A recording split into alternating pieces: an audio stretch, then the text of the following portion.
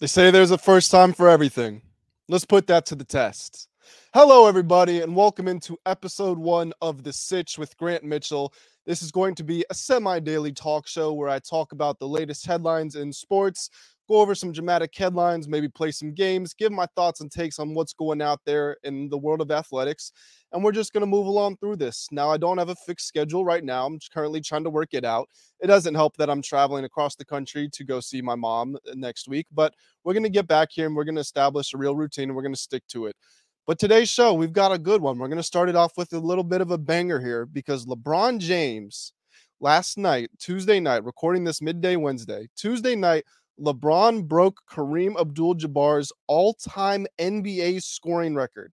The captain was in attendance, as were many, many other celebrities, Jay-Z, Shannon Sharpe, too many people to name. And I want to look at this, first of all, not only as the monumental achievement as it is, we need to realize the enormity of what just happened. LeBron has scored over 38,000 points, and he's not going to retire until he's scored probably at least 42,000. And that's assuming he retires maybe 2 or 3 years down the road and he's sustained this level of play. If he goes through a normal fall off towards the end of the career, where he has 2 or 3 down years, think about Kobe's last year. I think he shot less than 40% from the field and was averaging 17 points. If we get something like that out of LeBron in his, 23rd, 24th season, he's going to push that record even farther. Now, Cam Thomas has scored 44 plus points in 3 straight games. Maybe he's out to break it. Obviously, that's not going to happen.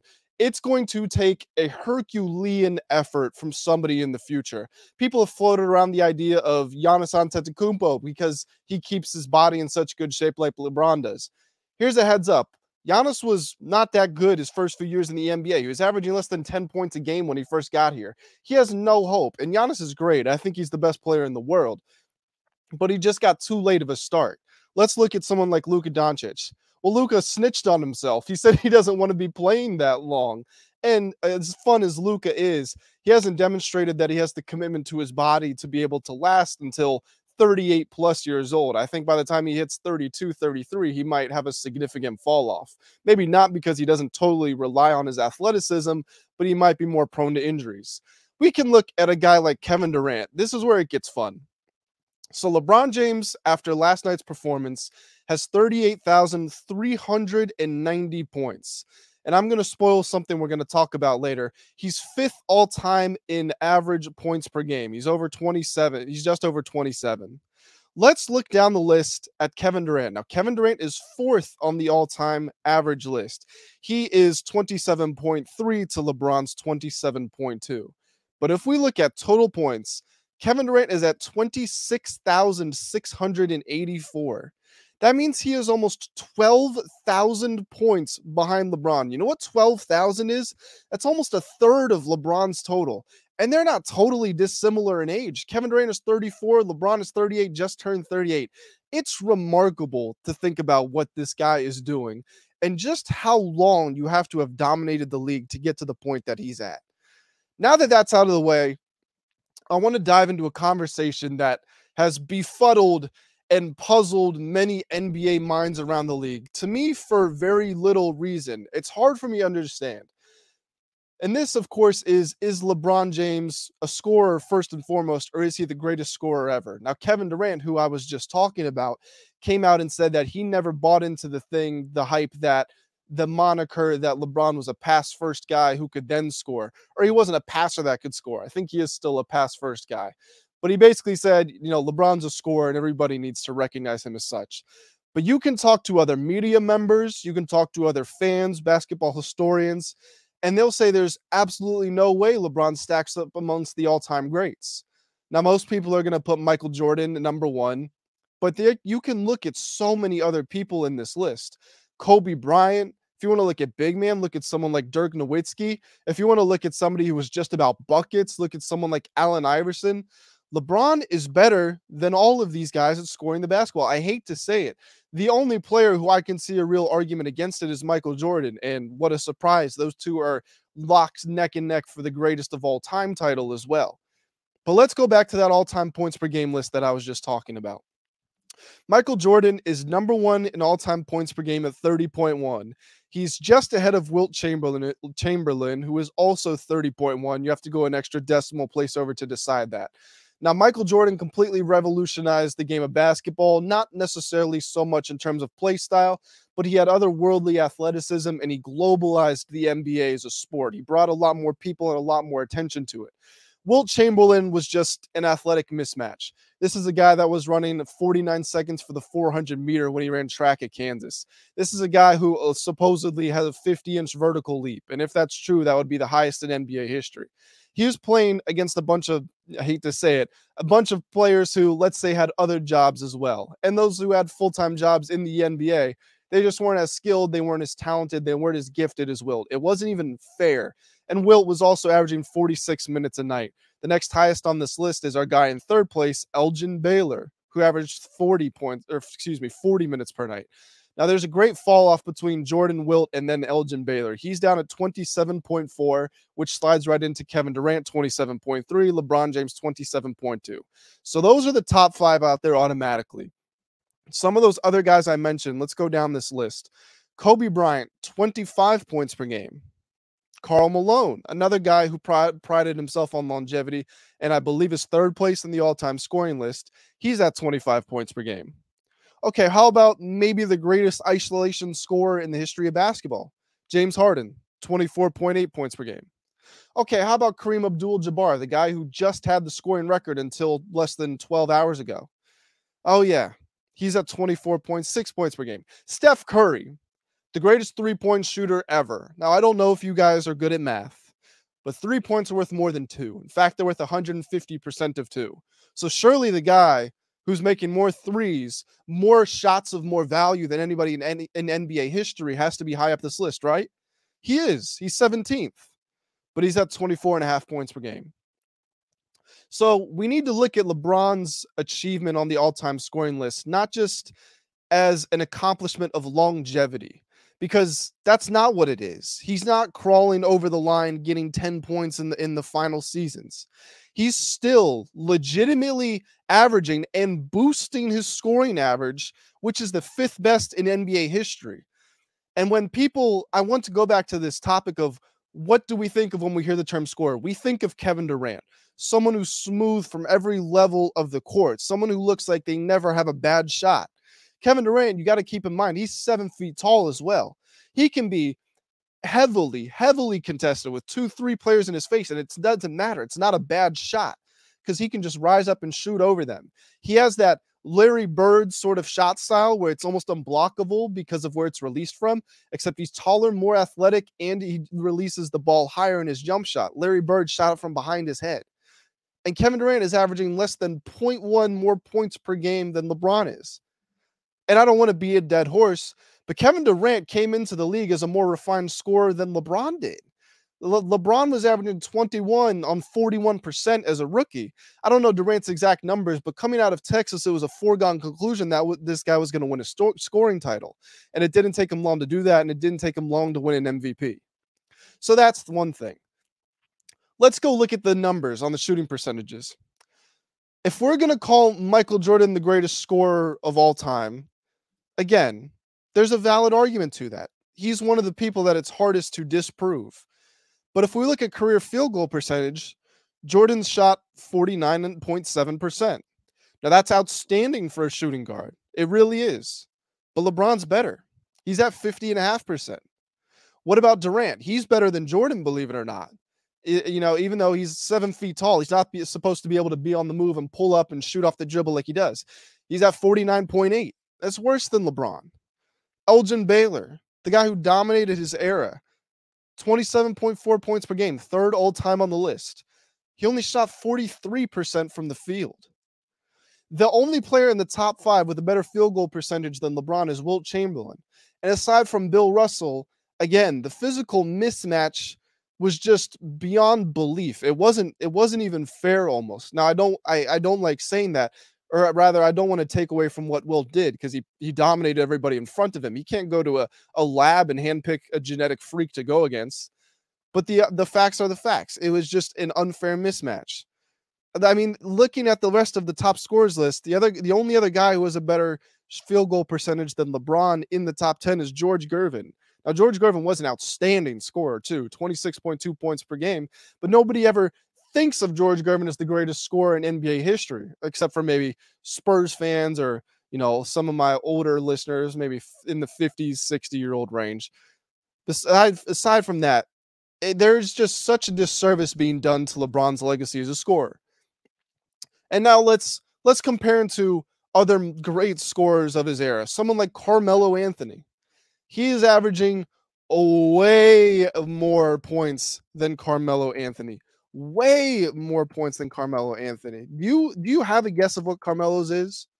Think about it. This is a guy who was dropping 62 points in Madison Square Garden. This is a guy who the Knicks traded their entire franchise to pick up. This is a guy who, when LeBron was about to become the first unanimous MVP in NBA history, stole a vote away because he was so dominant. 22.5 points per game. That's the answer to Carmelo. 22.5 points per game is his career average. That's 5 points per game fewer than LeBron. He averages more than Allen Iverson. He averaged more than George Gervin, like I just talked about. We constantly move the goalposts for LeBron. And somehow, I thought, silly old me, we were going to keep them in the same place for maybe the most incredible career achievement in league history. Statistical achievement. The most incredible career achievement is probably Bill Russell's 11 championships in 13 years, but that's a team award.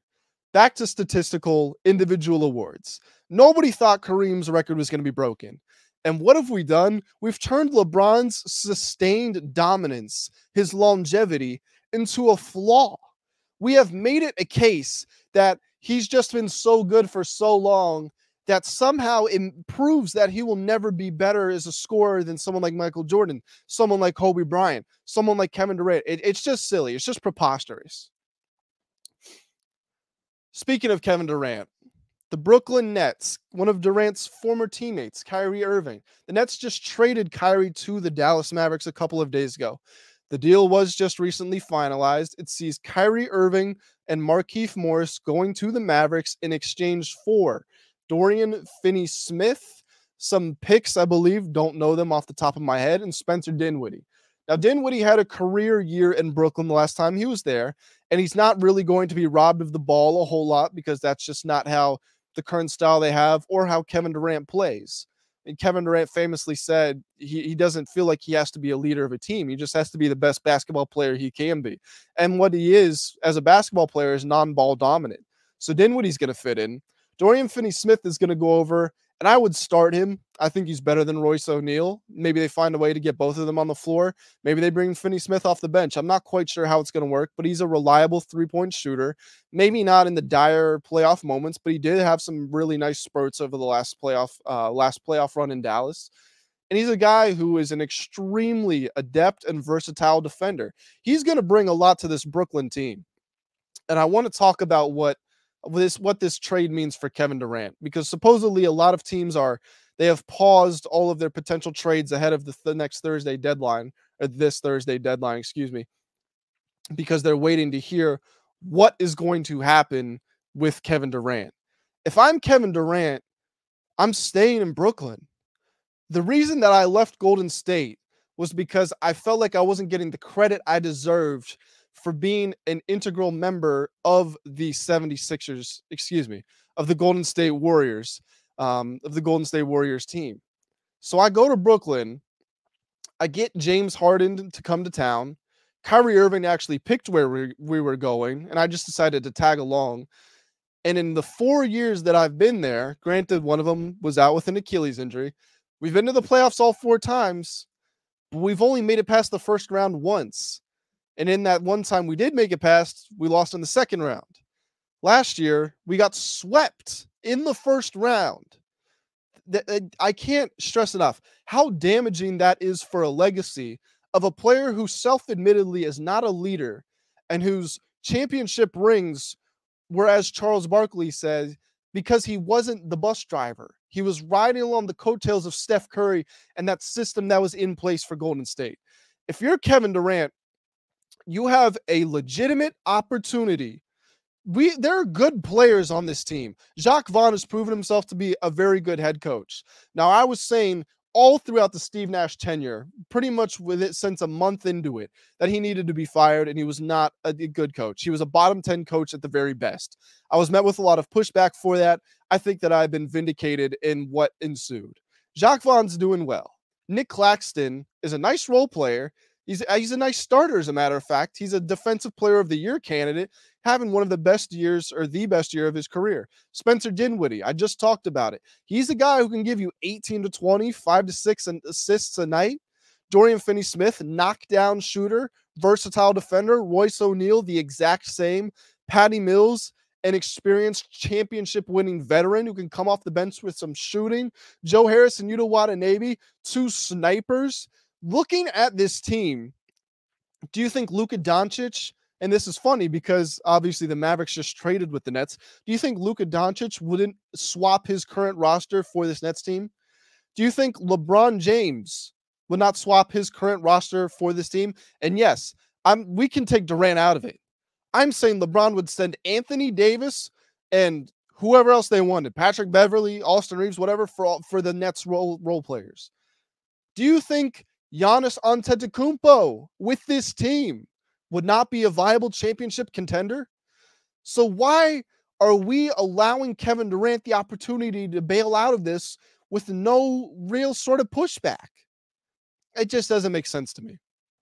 Now, I don't think the Phoenix Suns are going to be trading for him.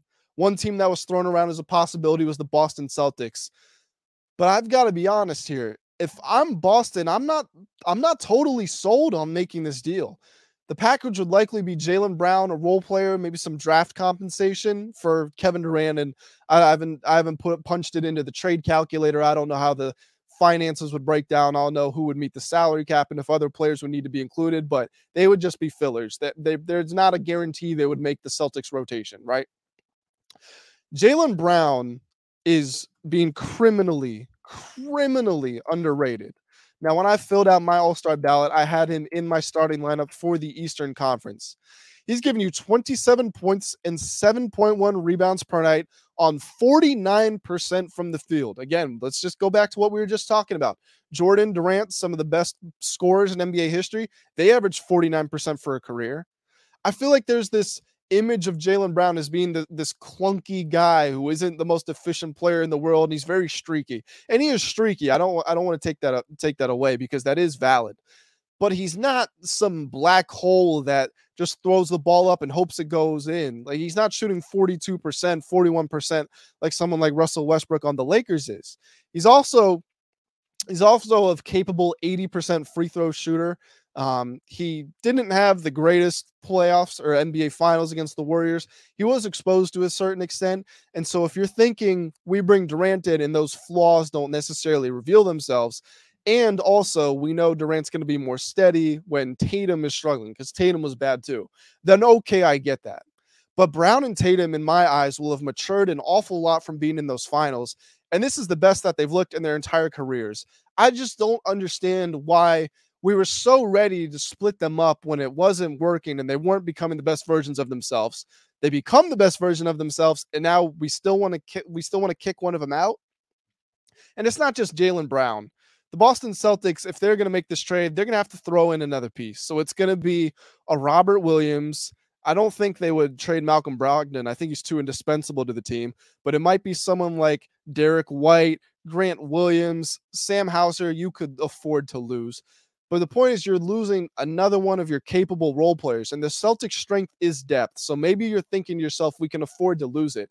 But I would argue that your strength is it's the team. It's the team that's been assembled. I just don't think you want to break it up. I don't think it's that smart of an idea for either party, to be honest. Maybe Durant has a slightly better chance in his eyes of winning of the finals this year. But I just don't see how it's good for his legacy. I don't see how it's good for the longevity of the Celtics. And I'm not fully convinced that they become more competitive if they make this deal.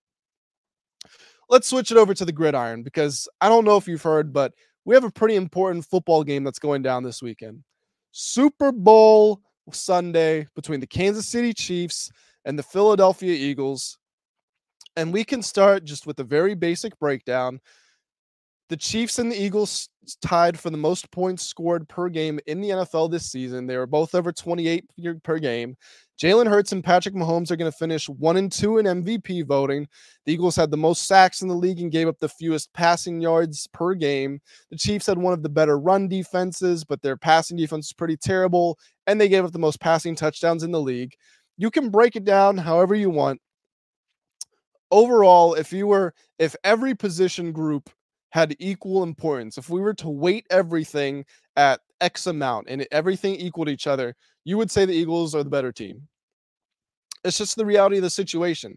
And that's why they're favored in this game. Now, I don't think they should be favored. I think that's pretty disrespectful to the Chiefs considering who they are and what they've done. But listen, guys, the Philadelphia Eagles have Jalen Hurts and they don't have Patrick Mahomes. And that sounds harsh on Hurts. And I really do. I don't just I love Hurts, the player. He's hard-nosed.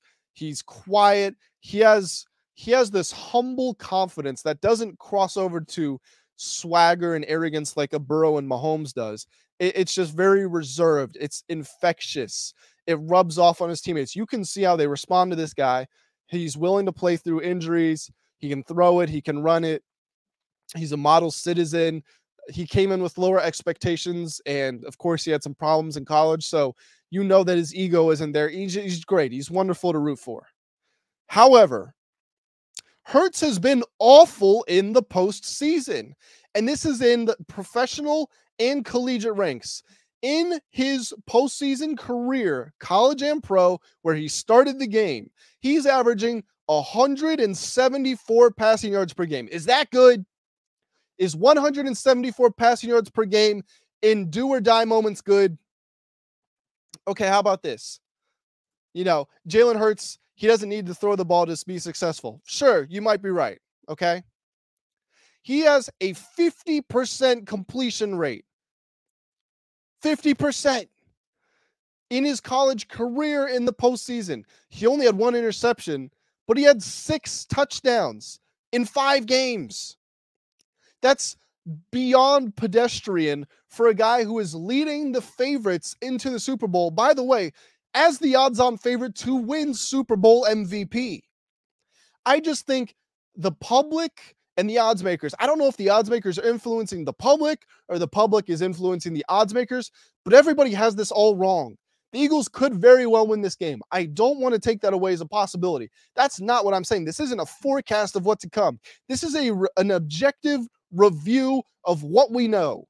The Chiefs have been to 2 Super Bowls in the last 4 years. They've been to the AFC Championship game every year that Patrick Mahomes has been a starter. Patrick Mahomes has already won an MVP. He's going to win another. He is the greatest performer in the history of football that we have ever seen up to this point in his career. He commands the position better than anybody ever has. Now I'm going to pause to let that sink in. Let's look at the breakdown again. Did you know that the Kansas City Chiefs have not lost by more than 1 score since week 7 of the 2021 season?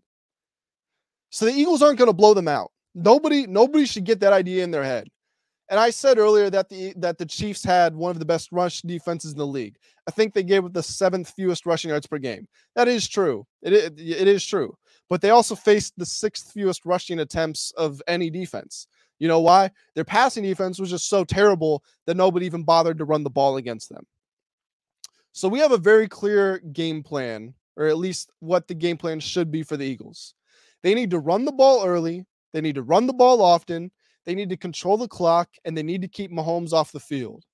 And granted, that's what pretty much every team, except for maybe the Bengals and the Bills, thinks, because they actually have quarterbacks who can go toe-to-toe with Mahomes through the air. Maybe Hurts can go toe-to-toe with him, period, but not through the air. The last time the Eagles played a dominant quarterback, this is what should be scaring Eagles fans. Let's just look at how they finished their season. We'll start in reverse order. San Francisco 49ers. Who's the quarterback? Brock Purdy, whose elbow blew up, and Josh Johnson, who was knocked out with a concussion. New York Giants, Daniel Jones. People love Daniel Jones this season, right? He had less than one passing touchdown per game. Get over yourselves. Daniel Jones is still not that good. He's a bottom half quarterback at the very best. Week 18, Daniel Jones again. Week 17, the New Orleans Saints. You know who that is? Andy Dalton. Week 16, Dak Prescott. The best quarterback we've named so far, but he led the league in interceptions and missed over a quarter of this season. Are we really going to give him a lot of credit for that? Justin Fields. He was exciting. He looks like he has a bunch of potential, but he's still not a great player yet. He's still somewhere in that bottom 15 range. What about before that? It was Daniel Jones again. Before that, it was the Titans. I think Tannehill was still in there. Maybe it was Malik Willis. Who really? Maybe it was Josh Dobbs. Who knows? Who even cares? We know that it wasn't good. The Green Bay Packers, okay, now we're finally getting somewhere, except Aaron Rodgers was ranking in, I think, the bottom 7 in quarterback rating this season. That was Aaron Rodgers, the name, not Aaron Rodgers, the player. The Indianapolis Colts, again, does it really matter who they had under center? Matt Ryan, he had 213 yards, no touchdowns this game. Great. And then the Washington Commanders. This is their one loss of the season, so I want to stop here. But Taylor Heineke wasn't good. 211 yards and an interception, no touchdowns. That was week 10. And the quarterbacks weren't great before that either. They played the Texans, they played the Steelers, they played the Cowboys, they played the Cardinals, they played the Jaguars. Maybe you can start to say, okay, the Cardinals are all right, although I think Kyler Murray is wildly overrated. And then the Jaguars, Trevor Lawrence, will stop there because that's definitively a good quarterback. But the point being, the Eagles have not played a good quarterback in many, many months. And they are now playing the greatest quarterback in the history of football from a short-term window. Okay, Brady fans, from a short-term window. Brady is the best player in the history of football, yes. But at this point, nobody has performed better than Mahomes has. I feel like I'm beating a dead horse here. I just don't see how we have pinned the Eagles as favorites. Now Hurts is the Super Bowl MVP favorite. It just doesn't make sense to me. And now I want to talk about Hurts in another light here. And this is going to sound like more hate again, and it's not intended to be. It's intended to be objective analysis. Who is Jalen Hurts as a player? Who is he? What do you think of when you hear Jalen Hurts? He was a 4-year player in college. He got benched.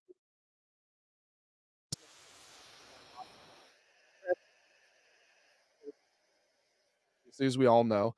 And that's where he was really good. He was outstanding, as a matter of fact. He finished second in Heisman voting. Joe Burrow was number 1, arguably the greatest season of any college player ever. But in his senior season, he had 32 passing touchdowns, 20 rushing touchdowns, only 8 interceptions. That's phenomenal. But those first 3 years of college, he was not that great. It was nothing really special. And you can see that in the postseason games that he played at Alabama. When he started to play teams with other similar levels of talent, he was not good at all. In fact, he was terrible. That's why he got benched at halftime of his sophomore year in the national championship game. And Tua Tagovailoa came in and saved the day. 2020. Now, granted, this is his rookie year, and he didn't really play a whole lot. He took over as the starter, I want to say, in week 14. I know it was a Monday night game against the New Orleans Saints, which he ended up winning. But in that rookie season, 52% completion percentage, 1,060 yards, 6 touchdowns, 4 interceptions, quarterback rating of 33, 50 is average. Not good. 2021, 61% completion percentage, 3,144 yards, 16 touchdowns, 9 interceptions. Again, we're seeing improvement. But is that good? Not really. Quarterback rating of 54, a little above average. Now, you get a big boost from his ground attack, obviously, from what he can do with his legs. 784 yards, 10 touchdowns. Now we're in better shape here. Now we can say this is someone that's definitely in that 15, maybe top 15 conversation. This year, 3,700 passing yards, 66.5% completion percentage. That'll work. 22 touchdowns, 6 interceptions, 760 rushing yards, 13 touchdowns. I'm just going to jumble that together for you. That's about 4,500 total yards, 35 touchdowns, 6 interceptions. That's great. That's a great year. It is. That's why he's going to finish second MVP voting.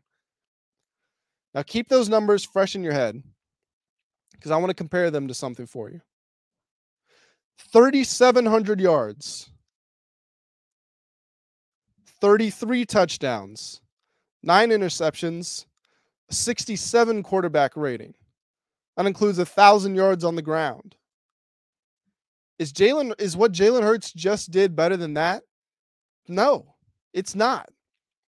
Now, it's not miles and miles apart, but it's still not great. Or that's not fair. That's not fair. It is a great season, but it's still not the caliber of that second season that I just read off. You know who had that second season? Lamar Jackson. Oh, and you know what? I actually even read the wrong season. I read the year after he won the MVP. Let's start over. That's my bad, guys. That's my bad. I messed all that up. 2022 for Jalen Hurts, 4,400 yards, 35 touchdowns, 6 interceptions. Got it? Okay. Next year. Not next year. I'm all over the place. You bear with me here. Lamar, MVP year, 4,400 yards, 43 touchdowns, 6 interceptions, quarterback rating of 83. The Lamar's year is demonstrably better. There's really no argument against it. And the reason I'm comparing him to Lamar is because they're both similar styles of players, not the most aesthetic passers. They can throw the ball. They can. Now, the Eagles have done a much better job surrounding Jalen Hurts with talent than the Ravens did with Lamar. But they both run the ball a lot. They're both MVP/MVP runner-ups. And they both have injury concerns because of their style of play.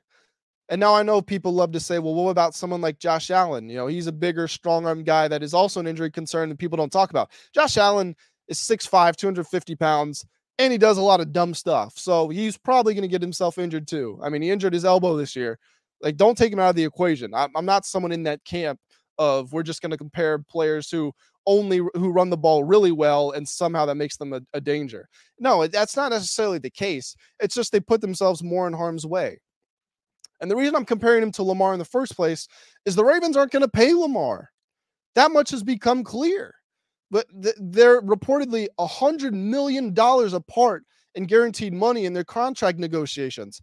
And Lamar is representing himself. So as long as whoever's reporting this has any sort of connection to Lamar, I would assume it to be true. Now, the Eagles owner said Jalen has nothing left to prove for. Nothing left to play for. Nothing left to prove. And I just want to know why. This is the first year. These are the first 6 months that Jalen Hurts has been an above-average football player compared to his situation.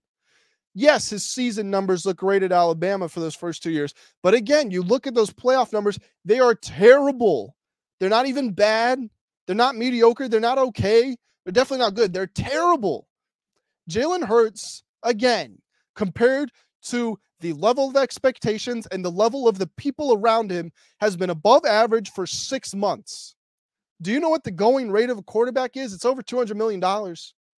Patrick Mahomes is worth $500 million. I just don't understand how we are so willing to throw this money at Lamar, or not Lamar, at Jalen, and say he doesn't need to prove himself anymore. It doesn't make sense to me. It doesn't make sense to me. Now, I'm rooting for Jalen, and I really hope that he has a great Super Bowl, and I hope he puts this all behind him. I would love to see him win. I would love to see Mahomes win as well, because then he can start to really challenge for the GOAT case. Once you get 2 Super Bowls, it's sort of like win 1 Super Bowl. Okay, you got to do it again to prove it wasn't a fluke. So I would love to see him win, but I want to see Jalen win too. I love an underdog story. He went to Alabama. He's not a true underdog, but he was forced to transfer, 2nd-round draft pick, started on the bench, all that stuff. But that's what he is. He's someone who's fighting to prove himself. He's not somebody who has definitively proved themselves, at least not in my eyes. At least in my eyes. Thank you guys so much for tuning in. That was episode 1 of the Sitch with Grant Mitchell. Like I said, I don't know exactly how many times this is going to be coming out per week. We're going to try to have a minimum 2 per week. I don't know what days they're going to be coming out, but we're going to get a more nailed on schedule figured out. And once we do, we'll be back with regularity. Thank you all for tuning in, and I look forward to seeing you guys next time. Have a great day.